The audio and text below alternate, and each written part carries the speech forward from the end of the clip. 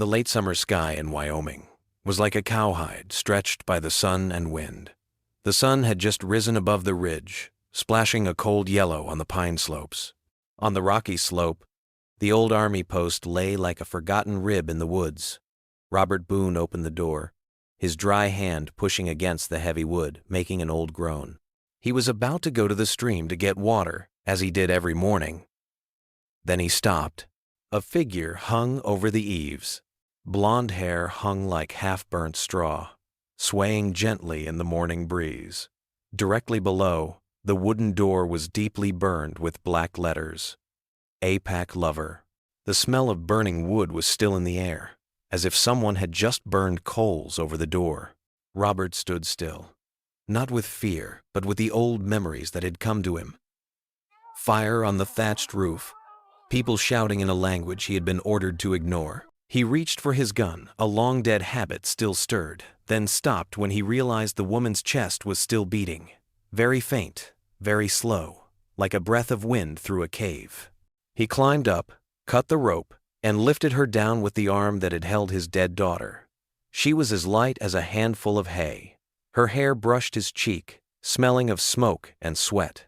The rope had left a dark furrow on his wrist like a whiplash. As he lifted her onto his shoulders, the pines echoed with the sound of gunfire. Distant, ragged, impatient. Some lingered to make sure the furrow was corroborated by the dead. Robert didn't think. He ran. Boots slipped on loose stones, dry branches whipped at his face. The steep bank seemed to drag him down. Still he ran, counting her breaths on his shoulder. The makeshift shelter by the stream was all he had besides the fort. A few animal skins, some bandages, a black pot, and a pile of warm ashes. He set her down and splashed water on her face, washing away the dirt and dried blood. Her skin beneath the dust was pale as candle wax. When her eyelids fluttered open, her pupils drifted into the void, as if searching for a name somewhere in the fever. Night fell as swiftly as a broad-brimmed hat. Robert sat motionless before the fire. He heard her raving, heard a name like the wind whistling through the cracks in the rocks, repeating over and over again. Buru Hambor. Buru Hambor. When she sprang to her feet, the firelight caught the panic in her eyes, the panic of someone who distrusts shelter and hands. Let me go. I'd rather die than go back there. She struggled for the woodcutter. Robert's arms tightened around her, not roughly, but as hard as a tree root. There's no one here but me, he said, his voice low and slow, like coaxing a soldier who's been hit by shrapnel and hasn't dared to look at his wound. She resisted until her heart slowed.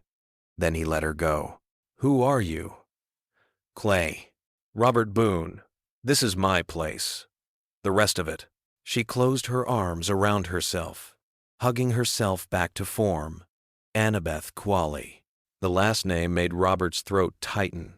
The hastily stamped orders on maps, the strokes that had sent units into the Apache Valley. He remembered them as clearly as the lines on his hand. He is my father. Or was. She continued, not seeing the hardness in Robert's eyes. I left the day he beat me the last time. I followed someone, Toma. He rescued me from the brook behind our house, telling me I was not the enemy. No one is born that way. Her voice dropped as soft as the brook hidden in the foliage. I learned your language, wore your mother's beads, slept under the stars. In the winter, they came. White men. Some I knew by sight. Some my father hired. They ambushed me. Toma died shielding me. I swallowed my screams. Then they tied me up, called me. What was written on your door? She pulled at her sleeve, showing him the burned scars. They weren't in neat rows. They were crooked, like a lie's handwriting. They dragged me through several towns. The people nodded. Finally, they hung me as a warning. The fire crackled softly, like a memory catching fire. Robert looked at the scars as if they were a path he had traveled and dared not turn back. And when she whispered, "You can hate me. Everyone does," He simply replied, "I don't. So you think I betrayed my race. I think those who say that have never known what love looks like. It's and who." The answer fell between them, as light as ashes, yet as heavy as lead. Morning touched the tent walls with a pale streak. The fever subsided. Annabeth slept more deeply, occasionally murmuring Toma's name like a prayer. Robert went out, shaking out each skin, walking around the tent, looking up the slope. He listened to the forest like an animal holding its breath. The old boot prints were spread in a half-hidden circle, as if they were meant for him to see. This was not personal. It was a message to anyone who thought they could save an Apache lover. At noon, a man in a frayed hat knocked on the door of the old fort. He didn't enter. He just stood on the steps, rubbing the brim of his hat. "I don't want trouble, Boone," he said, not daring to look up. "But they've put a reward out. Be quiet, and whoever brings her head back gets gold and cattle." He turned away quickly, as if the words might shoot him back. Robert did not follow. He just stood, watching the slope fade into the woods. Inside the tent, Annabeth had heard enough. She gathered her things, tied the straps of her bag, her thumb shaking. "I have to go," she said. "They'll kill you if I stay," Robert said. "They'll kill you if you go." She didn't lower her eyes. "You saved me once. I'm not asking you to save me again." He looked at her as he looked back at the afternoon the sun had burned over a village he was not allowed to save. "I lost my wife and child because I stood my ground. I will not let that happen again," he said, his voice hollow as a well. "You are not a burden. You are human, and I am tired of letting the world choose who deserves to live." That night he went into the woods. He had no gun. The trigger of his old one he had removed and buried with the girl. But his survivor's senses returned like old knives sharpened. He strung rusted cans and broken glass with alarms, sprinkled sand on the trail to hear others trampling, set stumbling sticks along the slopes. Not to kill, but to know. To know before the darkness brought them. When he returned, it was almost dark. Annabeth sat by the fire, holding a cup of cold tea, trying to see through the door. "You could have run away," she said. "Maybe," he said. "Why not?" He sat down at the table, the firelight catching the lines of fatigue and determination in his face. "Because I have seen men fight, to possess, to hold. That is not what I am here for." "Why?" "Because I want you alive. Not a proposal, not even a promise. Just the simplest statement one person could make to another." For the first time in her life, Annabeth felt like she was being seen as a living being, not an example. 2 days later, the wind changed. 3 alarm traps were set off, but there was only a faint hum from the hillside they knew how to walk without the trees screaming. Robert pushed open the tent door and whispered, "They're here." She jumped to her feet. "I can help. I need you alive. More than I need help." He pulled the brim of his hat down low and melted into the woods like a shadow retreating from a fire. 3 figures. One limped, one had a long scar on his cheek, one carried an oil can and a noose. They crawled through the pines like silent hounds. "The more half dead, the easier it is to hang," one said, chuckling. Robert didn't wait. He slid down the slope, locked the man behind him in a necklock, elbowed him in the throat, spun, and knocked the second man down before he could draw his knife. The third was quicker. He drew his gun. The explosion tore through the forest like taut leather. At the tent, Annabeth was startled. Her eyes went to the oil lamp and the flint. The thought came as fast as lightning, and with it a shiver in her wrist. A fire. No one started a fire like someone who had spent a winter night in a cave. She unscrewed the lamp, dipped the cloth, and made a line in the dry dust. The fire flared, quickly. Western fires always knew where the wind was blowing. The gunfire stopped. The fire hissed, swallowing the darkness in dirty red and yellow. The 2 remaining men coughed. Their eyes blinded. Robert took advantage of the brief moment, breaking one of his legs, pinning the other to the ground, and pushing his head into the mud. He didn't run from the fire. He ran into it. Because that was where she was. She was at the foot of a pine grove, her face red from the heat, her hair singed, her hand holding a burning branch like a sword. When he grabbed her wrist and pulled her away, she sniffed, half laughing. "I only burned a corner." "You could die." "I know. You would die for me?" She looked at him through the smoke, speaking softly, as if from a deep compartment. "Number. I want to live for you." They entered the old cave in the cliff. There was nothing but the cold air of ice, the smell of ash and wind, and the sound of each other's breath. Outside, the forest fell like an angry animal. Inside, another small fire was quietly communicating like a secret. A few days later, when the smoke had begun to smell and the black streaks on the trees had not yet peeled off, they went down to Dustwater. Robert entered the general store and stood still amid the smells of burnt sugar and dried beans and horsehide. Clayton Raddick was still mentioned by spitting before speaking. They said he would be back within the week. He had business with the mayor, or with some ghost he wanted to hang to prove that order in this land still ran on fear. In the afternoon, they went to the church, the small room behind the nave where the registers and donations were kept. Annabeth remembered a letter her father had burned, a letter Raddick had sent, threatening and promising, outlining a cleansing. The draft remained there, not out of penance, but as a way to exempt the rich from paying their land taxes. The paper was singed at the edges, but the handwriting was unmistakable. The swooping tail of the R, the sharp bite of the A, the downward hook of the P. The same hand had burned the words into Robert's door. They took the parchment and the letter to the young deputy's office. He listened with the ears of someone who had not yet learned the dirty secrets of the town. Robert laid the evidence on the table and said in a non-pleading tone, "We didn't come to hang anyone. We came to show you the rope." The news spread faster than the church bells. The next afternoon, the square in front of the town hall was packed. No one had given orders, but people kept coming, drawn by an invisible string from ear to heart. Robert stood on the wooden steps, the sunlight falling on his shoulders like an old sheet.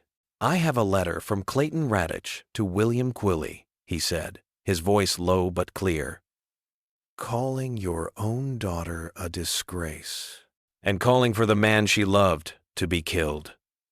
A ripple of excitement twisted through the crowd. He held up the charred parchment. "And this is what hung over the door, where she was left to die. The same hand, the same writing."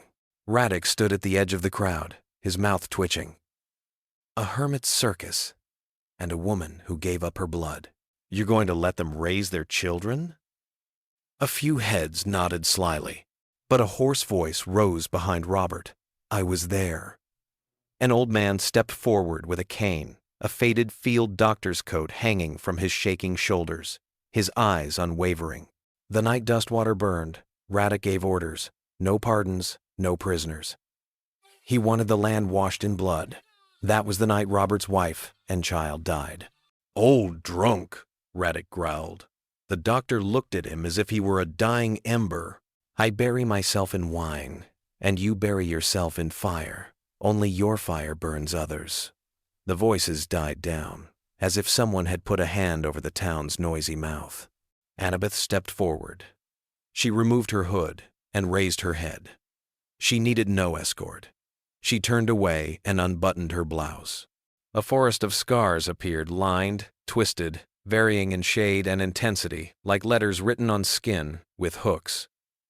"These were not made by Apache blades," she said, her voice thin and hard. "They were the gifts of empty hands, of preachers of morality, of those who said they were saving me." She turned and looked straight at Raddick. "My beloved did not chain me. He taught me to sow seeds and shoot kites. He died so that I might live. And you hanged me, not because you hated love, but because you feared it." No one applauded, no one booed. But people stopped looking at Radek as if he were a name necessary to the functioning of order. When the mayor gave a signal, 2 young deputies lifted his arms like heavy sacks. There were no drums, no cheers, only the long whip of dusk. Radek was taken away, not because of a riot, but because of a quiet decision that everyone felt a part of. Robert and Annabeth left Dustwater before dawn. They took a little-known trail along the rocky slopes and across the dewy grass. 3 days later, the old fort roof appeared like a thin shoulder in the woods. Robert replaced the door, rebuilt the frame, and filled in the wormholes with new wood. Annabeth pounded wildflowers to get green ash and brushed it on the door.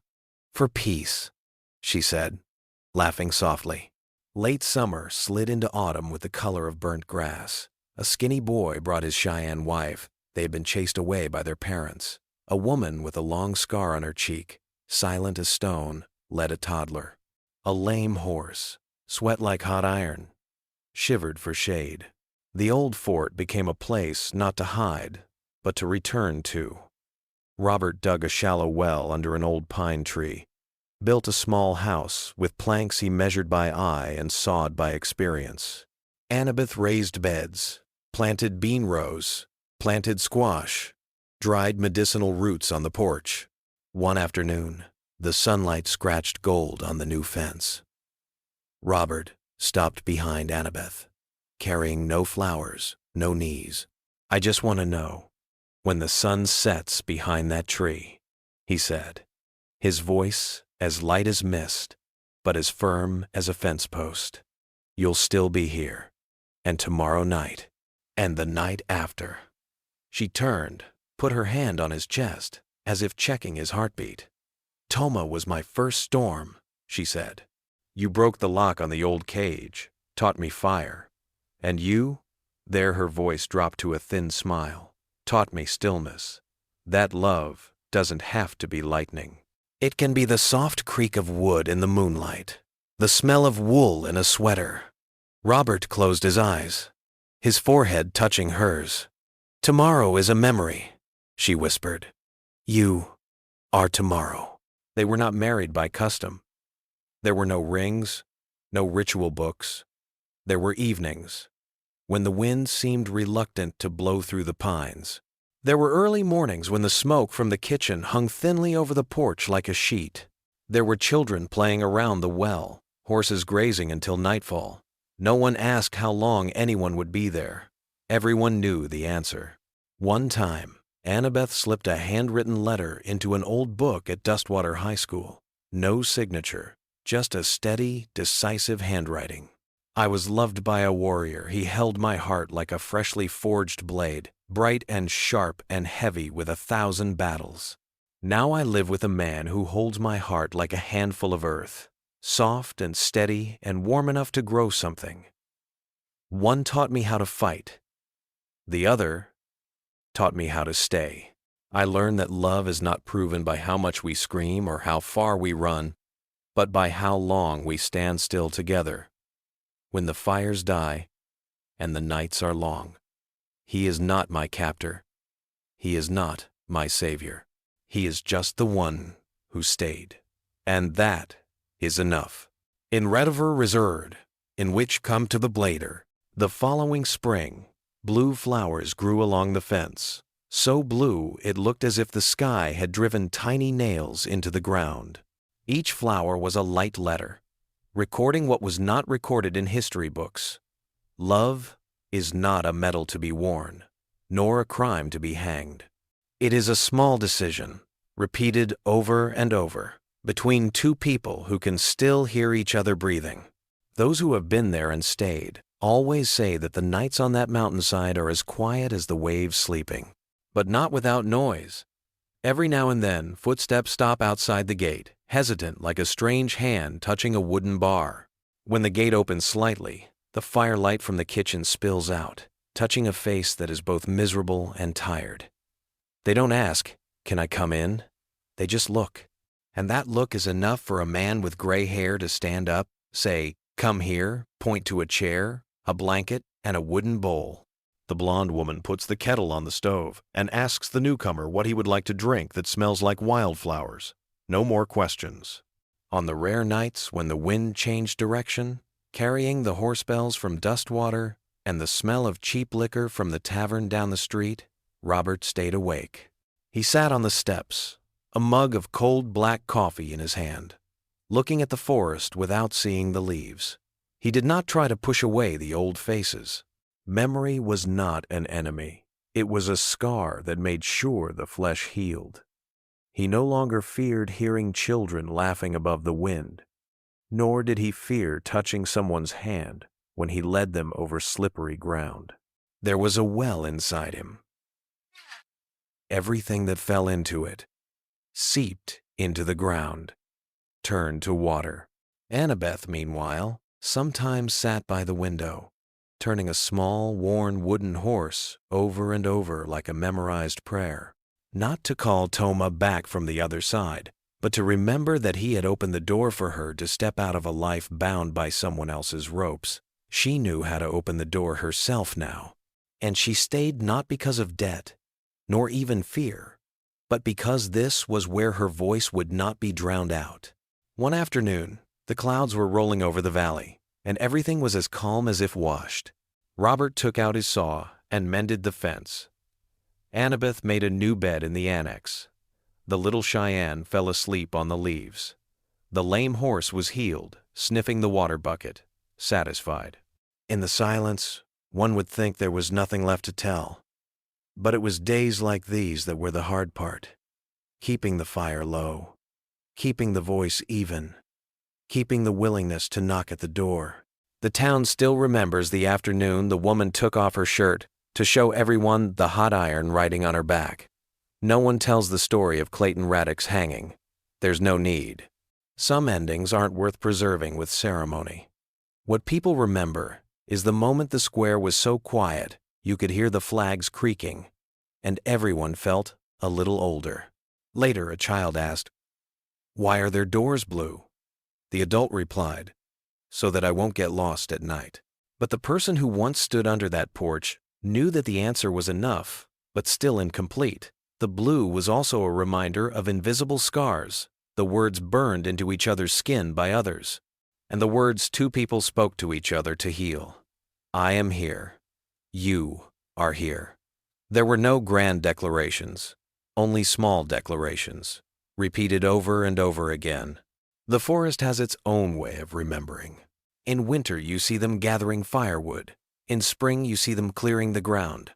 In summer, you hear them arguing over the bean rows being gnawed by deer. In autumn, you hear them laughing as the first squash of the season ripens in the sun. The forest birds remember too, for every morning they land on the thatched roof and sing as if they too know that someone is staying. And in this land, staying is an extraordinary thing. One afternoon, as clouds gathered over the mountains like white horses, Robert put his hand on the shutters, just drying paint. The wood was warm beneath his touch. He thought of the old days, the days when he tapped on his gun as if tapping on a reason for being, the days when he marched his sin with hopeless steps through the burning forest. Now that reason was as fresh as the smell of paint. So simple it was almost humiliating. There was a woman who wanted to live for him, and he wanted her to live. From there, everything else found its place. That night, the fire flickered gently. Outside, the pine trees overlapped like the scales of a gentle animal. Inside, the bed was made, the smell of sweet grass tea, the steady breathing of a child. The burnt piece of skin that had once hung on the door of the old station now lay at the bottom of a chest next to a handwritten letter picked up from the church. Not for display. As a reminder, the writings that had once wanted to turn people into evidence now lay still, like the completed paperwork of a debt that had been paid. Someone asked Robert, "Are you afraid of the past coming back?" He smiled, pointing to the new fence, the climbing beans, the green roof. "It's always been here," he said, "but it's changed jobs, from hunter to watcher. It watches the door so we don't push anyone off the steps, out of fear." On such an early morning, the dew was silver on the grass, and there was the sound of distant hooves. Robert stood up. Annabeth looked out after him. The two new guests paused, hesitating. The blonde woman smiled, opening the screen door. The gray-haired man moved the soup bowl, pulled out a chair, and peace, which was not a given here, obediently went back inside. There is no right ending to a story like this, because it doesn't really end. It's about how people treat each other, about how a small town chooses to listen instead of scream for the first time, about how the shutters are repainted over the seasons. If there must be a sentence, it would be this: in a land forged by wind and fire, two broken people found a way to stay. And in a place like the Wild West, staying is another name for courage. There are stories that do not end when the narrator stops, but continue to live in the words and actions of the listener. If you want to join me in keeping these Western stories alive, please subscribe to the channel so that every time the fire burns, you will sit here. Click like to make that fire brighter. Leave a comment, because your sharing can be a light for someone out there. And please share this story, like someone giving a piece of hot coal to someone who is cold.